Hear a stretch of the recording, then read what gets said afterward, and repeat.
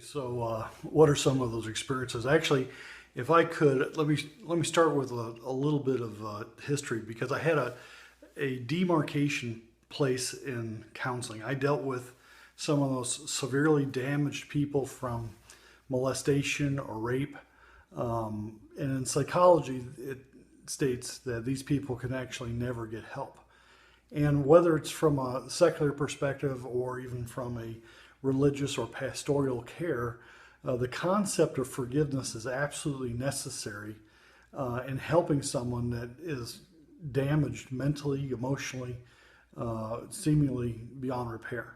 And in this particular case, this was probably the most, and I've dealt with murderers and rapists as well as the pedophiles, but most of what I dealt with over the years was victims. And in this particular case, this was probably the scariest client I ever had. And it was the failure of being able to help this one individual, which changed the way I dealt with people.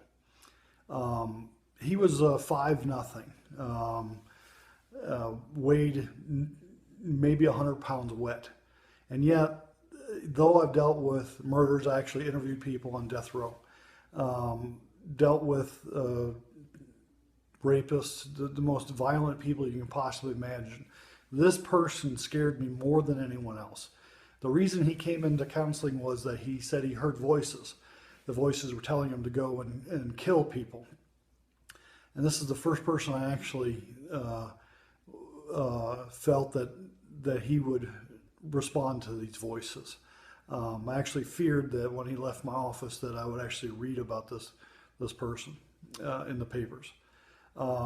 As he would go on and tell me what happened to him when he was a child, the reason why he was so small in stature and weighed almost nothing is that literally he was starved.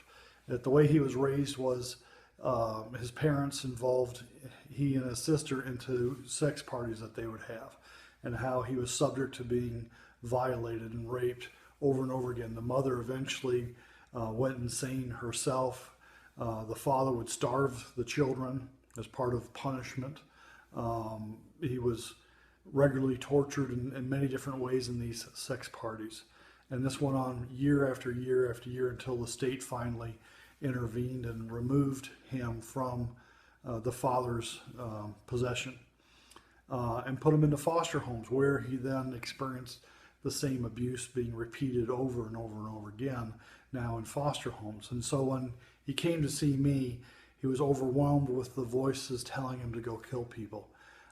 Just the incredible amount of pain that he had to suffer and witness, and also the love of his sister and being powerless to stop what was going on in her life as well, having the same type of repeated damage happening over and over again in her life. And so what I did was I actually told him the truth. The truth is that you'll have to forgive.